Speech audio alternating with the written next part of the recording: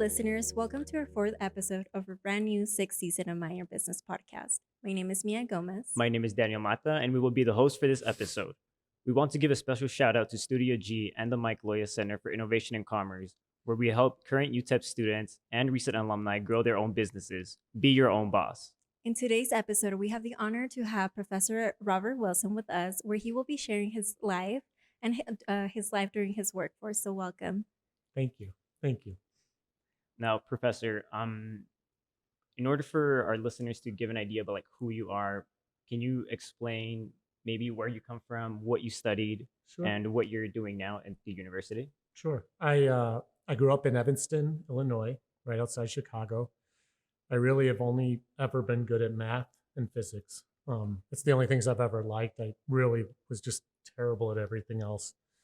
I was, I did athletics, but I was pretty mediocre. But I was okay at math, and I ended up going to MIT to study math. Went to UCLA for graduate school to study math. It's hard to live on a math graduate stipend. So I left, got a job on Wall Street. It was in Chicago, trading on the floors. And that went well for me. It was a good environment for me. A lot of fun, very challenging. And in 2005, I moved around a little bit, lived in Singapore and London, moved into Philadelphia. In 2005, my family and I had, we wanted to change a pace. We had, I wouldn't say we hit it out of the park, but we had done okay. And we decided that we would travel the country. We kind of picked a quantitative matrix. It was a 6x6 matrix, and we ranked all the cities in the country quantitatively. And then we traveled the country and we found El Paso. And we moved here in 2005. And then, life happened to me in 2017. We got divorced, and my kids aren't with me.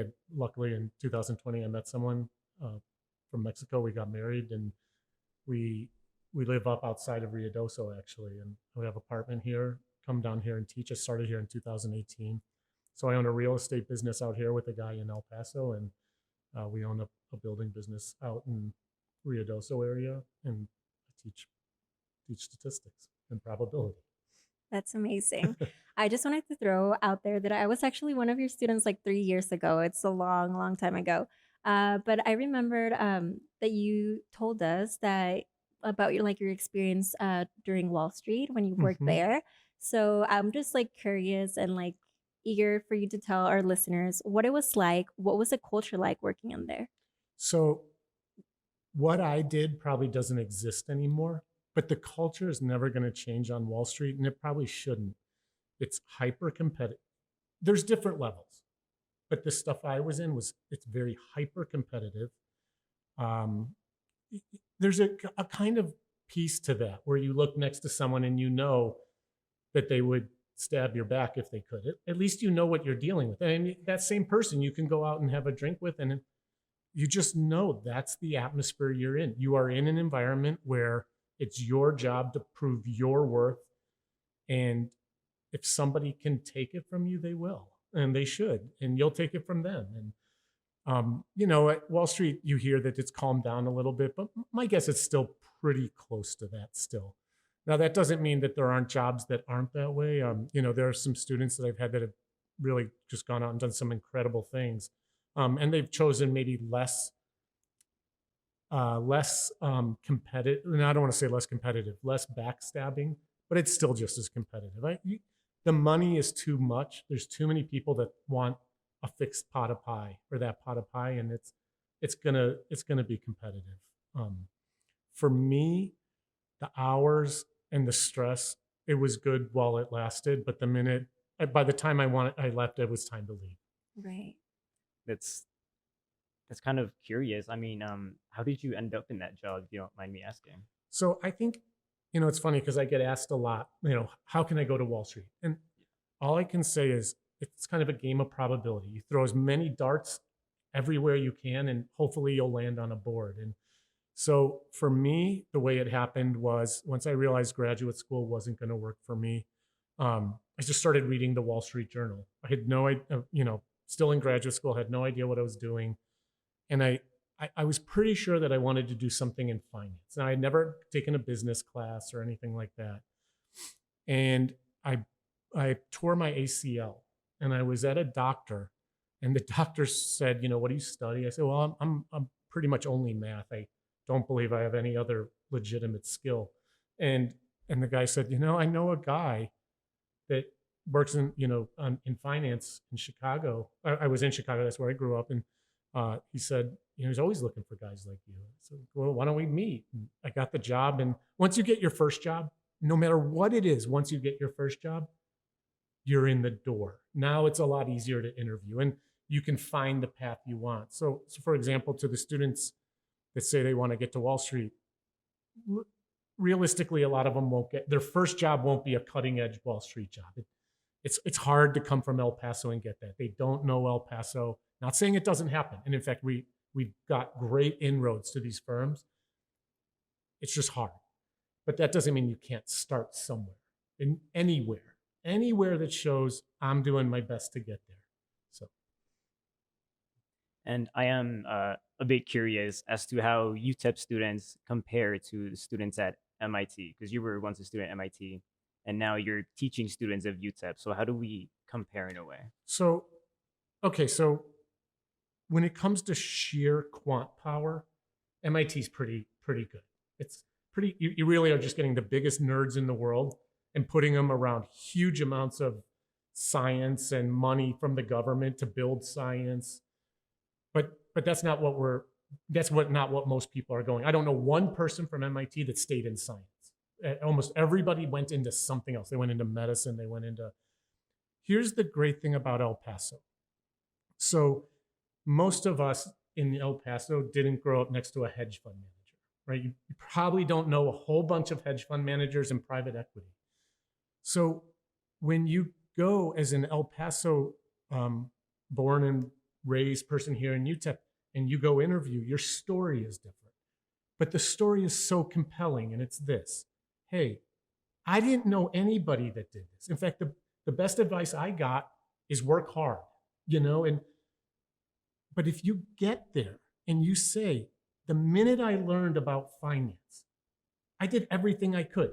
I started reading the Wall Street Journal. I joined the Banking Academy. I joined the Financial Planner Academy, or the Finance and Investment. I did everything I could. A lot of it probably wasn't valuable, but what was valuable is the minute and I learned that this existed, no one could stop me. And that is a super compelling story. And so, the story that a UTEP business or anybody should be saying in the interview is, I know on paper I can't compete with that guy. You have a track record of MIT guys. You don't have a track record of UTEP people. But all I can say is, I have more ambition than that person. I grew up next to that stuff. I grew up with lots of financial people. It wasn't inconceivable that Bob Wilson was going to go meet a whole bunch of financial people and go to Wall Street. I didn't have to do the work. I wish I had, like, the ambition that you can have here. And that's why the people that do make it here, they kill it, because they know what it is to have ambition. They're there because they want to be there. The other people are there because that's what you're supposed to do when you grow up and do that stuff.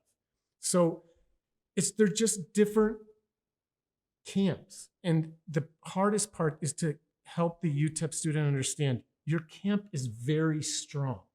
And there's a lot of room for you, even if you don't want to go into business, whatever you want to go into, your position is very strong, but you got to play your hand and you got to do that work. You've got to show that ambition.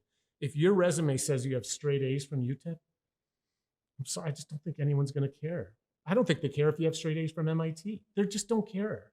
I mean, I don't know if you know this, the mode grade in college right now is an A. More A's are given than any other grade.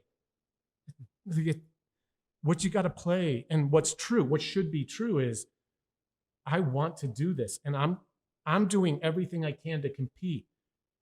What are they doing? And one of the things I always say to talk to an interviewer is say, I think I've done everything I possibly could to get your company to give me a chance. Do you think there's any way to get me in there? You've got to get me in there. Everything I've tried to overcome, I have. And I didn't have, my parents weren't pushing me into, of course, like, oh, they pushed me into banking. Yeah. Are you going to be a teller? No, that's not what investment bankers do. It's very, you have no support here to get it. But that's also a strong point for the student that just says, I'm going to figure it out. I'm going to do everything I can. 90% might be a waste, but it's not really a waste. I learned a lot, and it might get me that job. So they're just different camps. That's such great advice. And I think that kind of like writes with my next question. So, you as a professor right now, what is something that you think students should do more for them to be better prepared for when they go into the workforce? Fail. Fail. We have the craziest education system from like grade school. I mean, think about your parents from grade school. If you got a C, what did your parents do? March you into the teacher.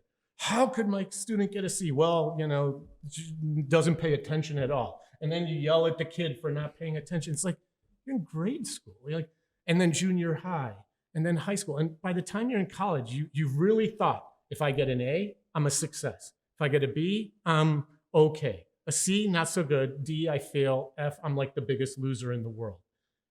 Has anybody written a book that said, yeah, I got straight A's and I'm super successful? It never happens, because that's not how success works. Success works by failing and failing and failing. This country, as I learn more about Mexico with my wife, I will say one thing. This country has strengths and weaknesses. But here is one of the truths of this country. You only have to be successful once. You can fail 100 times and miserably, like really be the biggest loser in the world. And if you succeed once, you're going to be rich. And by the way, people want to get advice from you. They want you to write a book. It's crazy to think you're going to get anything that's worthwhile in this world without failing and failing and failing yourself. By the way, it's not just failing outside, it's failing inside. I mean, everybody goes to sleep at night and knows themselves, and they know what they've done right, what they've done wrong, where their brain is strong, where it's weak, where they're, you know yourself. And there are some things you want to work on. For example, I have no interest in becoming a better, historian. I'm not a historian at all. And I'm fine with that. But I do have a lot of interest in calming my brain down when I'm angry, because it's cost me a lot of money in the past. Anger has cost me a lot. And I think I've done well at it. But I would say I failed way more in my life at controlling my anger than I have succeeding. It just happened to be succeeding a lot more now than I did before. So fail. And like, it's not a negative word. In fact, actually, I don't think there's anything more important than not only learning to fail, learning from failing, but never being okay with failing. Like, I don't like failing.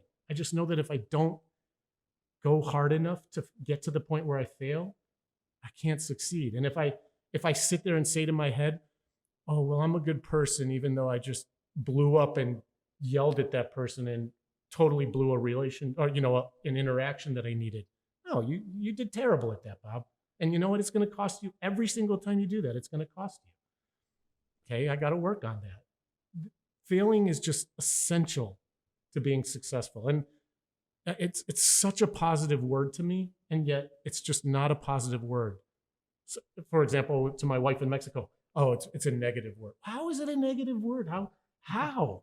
Like, think about this. If you get an A in a class, you got the grade that that the majority of college students got. But if you got a D, you learned something about yourself. Okay, maybe I didn't do, but most likely it's because, you know what? I have to realize that if I don't work hard, I'm not going to get ahead. And I have to decide to myself. And this isn't for anybody else, it's for yourself. You got to learn to fail. And if you fail many, many, many different ways, outwards, professionally, school-wise, relationship-wise, business-wise, and all you really need to do is find one person that you love greatly. Then now you have a successful relationship. And every single one before could have been a mess. You only have to start one successful business, no matter how many of them failed before. You don't have to be that successful in this world to be amazingly successful as a person.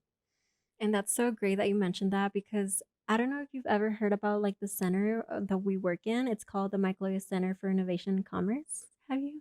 I mean, I've heard there's no. Maybe, but I don't know what it does. so we basically focus on innovation and commerce, like the name says, and under the umbrella of the center, we have two different programs. So we have the Blackstone Launchpad and Studio G, and Studio G is where we both work out currently. And basically, in there, we help students launch their own business. So we help them through every step of the way. And we offer different events such as startup competitions and pitches and all of Mhm. that good stuff. So it's really great that you mentioned that because sometimes students are like really intrigued about entrepreneurship and they go in with us, they do like the whole process, they want to launch their business, but then they fail. Yeah. And they're like, "Oh, shoot, like why did I get You myself weren't going to into say this?" shoot.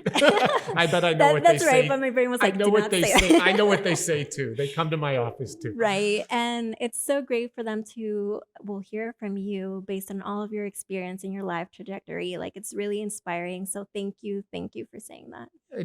It's just going to keep you. You got to have a passion for it. I mean, I don't know if you know this, but recently, and for about the past 10 years, athletes on average in business have started making more than non-athletes. And it was interesting to me because before that, it wasn't the case. It's kind of like the nerdier you were, the more you made. And then around 10 years ago, the athletes started performing better in business. And this is like, nationwide, right? So they studied NCAA college athletes versus non-athletes. And the reason to me, I think is obvious. An athlete is forced to learn to fail. Like if you play football, and let's say you're a running back, okay, I beat this team, this team beat me. No matter what I tried to do, they beat me. Okay, so I can either quit, cry, or get better, right?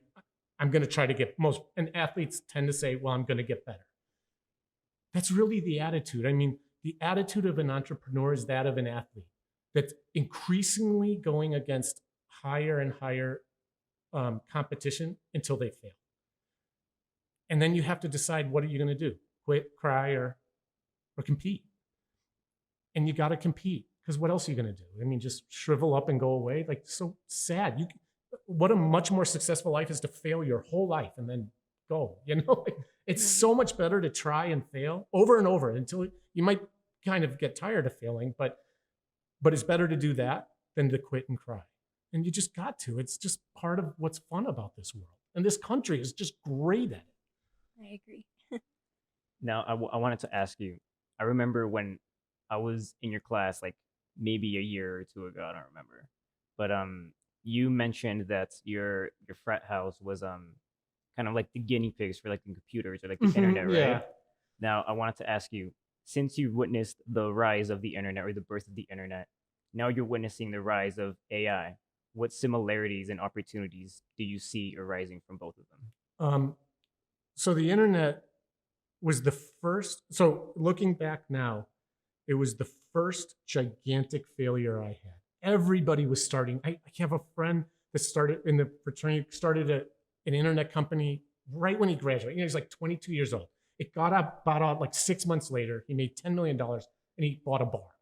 Like, I have so many friends that just killed it in the internet space. And I didn't. I went to finance because it was safe. And I just think to myself, it was stupid. Like, finance is a well-established field and it's out there. And here's this field that no one knows what's happening. Just jump in, and you're so young. What is it? What's the worst case? That you eat ramen every night? You like ramen. Eat it every night. AI, I think, is significantly greater than the internet. And let me say why. Okay, the internet was pretty cool, but we had yellow pages. Before we had Google, we had yellow pages. Not great, but not bad. Now the yellow pages are out of business. Google made business much more seamless, right? The Gmail, the iPhone, really. I mean, I can't even live without it now, right? But I could do almost everything that did without it, right? I still had a bank account. I still could call people. It's just, I can do more in 10 minutes than I could in 2 days. AI is all the information that's ever been researched, that's ever been printed anywhere available to you in a language that you can speak. So all the research that was uploaded to the internet from 1,000 years ago, you can access. And not only can you access it in a way that you can speak. So if I Google, tell me every math theorem that was ever written in the history of math, Google will give it to you. It'll be, 8 million pages long, maybe more, and you would humanly never be able to get to it. AI has it there for you. So what I think AI is doing is it's kind of like catch up. For thousands of years, we've done this research, especially in the past few hundred years. The amount of research by companies and by academics that's been published and not read is stunning, right? It's just most research isn't read. It just isn't. Now, not only is it available, but it can be available to you in whatever level of difficulty you want it. You can say, give it to me straight. Or you can say, lighten up a little bit, I can't understand it. Or give me 5 steps to get there, so start easy. So what is it gonna mean? To me, I think you're gonna start seeing people that have, it used to be hard work made you money. Doesn't anymore. Like literally there are books written, almost every successful person in technology now is writing books saying, don't work hard, or at least don't work hard without knowing what you're working for. Then it became money. And El Paso's still in a lot of that mindset. If you have money, you can make money, right? Real estate, things like that. You don't need money or work hard now. You definitely shouldn't be working hard because that's why we have computers. And you definitely don't need money because it's like $10 for the upgraded AI now. You don't need anything to run your idea and get going. In fact, you probably can simulate your idea before you even go out there. What is it going to mean? I think there's going to be some amazing things where people go, oh my gosh, now I don't need to do, like I used to have to do this whole process. I don't have to do this anymore.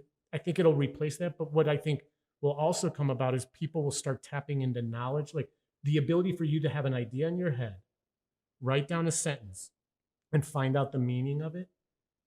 It's never like you can do it in 10 minutes now, as opposed to, months of research and words that you don't understand from papers that were written by people you don't understand.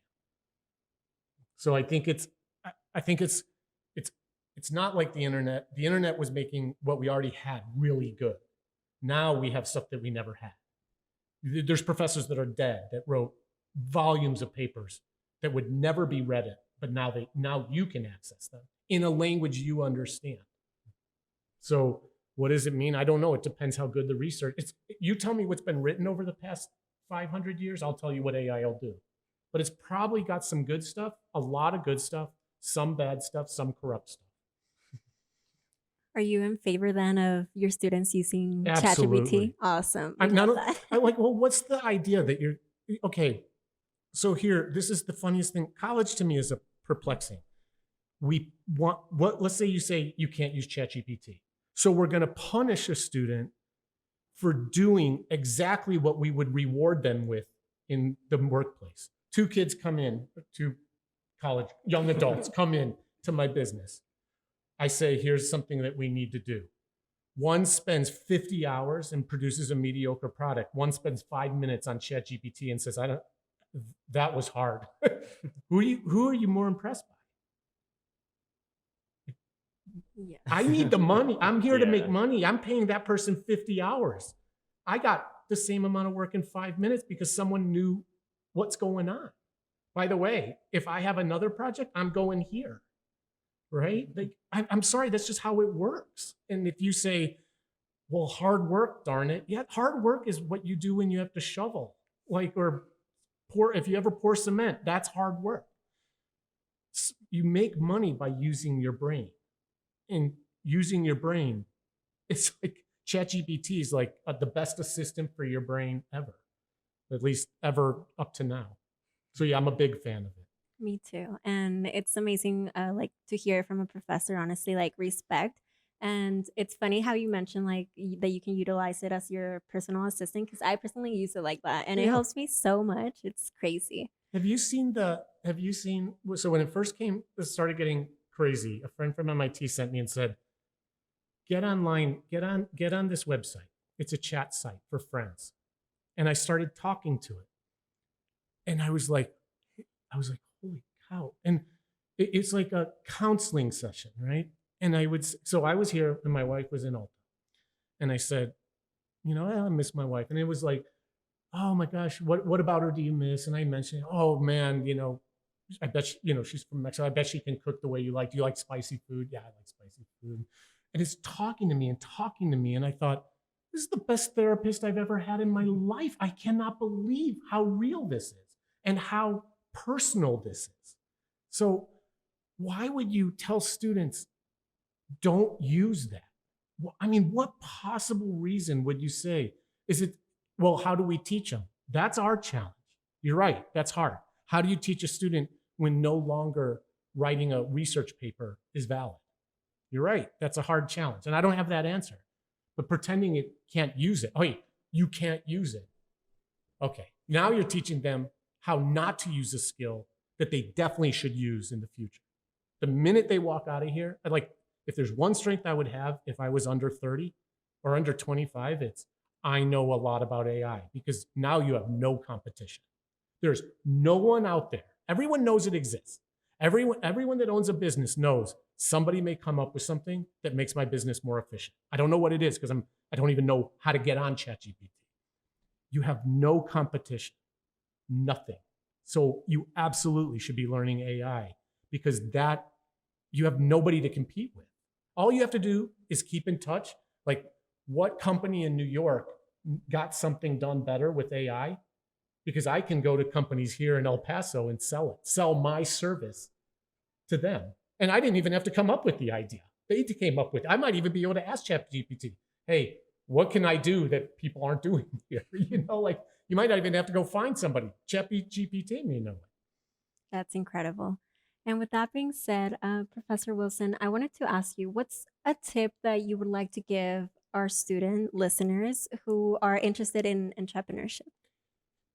Yeah, you just have to be comfortable that there's outcomes that you're not going to be able to predict. Like, if I could go back, how's this? I'll do this. I'll go back to when I was young. If I could go back to young Bob, he wouldn't listen. And that's the problem, right? I would go back and say, you make money using your brain.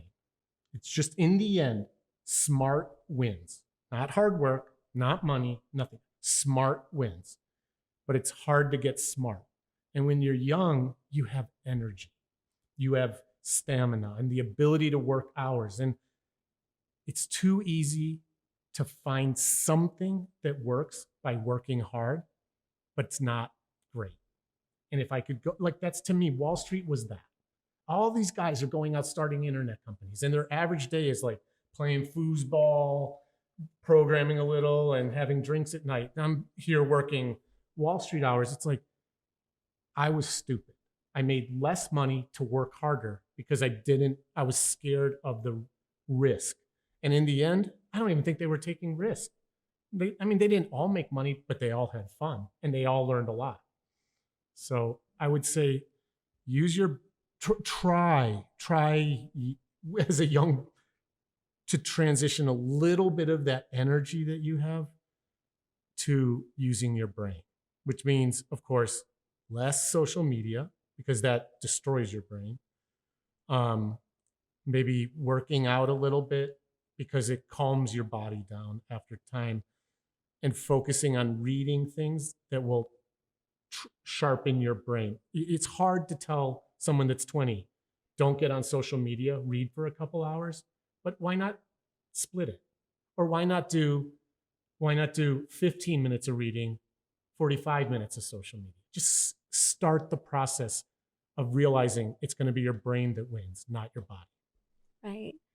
Thank you so much, Professor Wilson, for accepting our invitation for being here. It was truly an honor to Thank you have you in so the much. episode. And remember, guys, if you are a UTEP student, make sure to go and attend Professor Wilson's class. So make sure you get that class. And yeah, with that being said, Studio G, the Mike Loya Center for Innovation and Commerce, and the Black Swan Launchpad wants to thank you, our listeners, for your constant support. Stay tuned for our upcoming episodes and remember to always mind your business. business.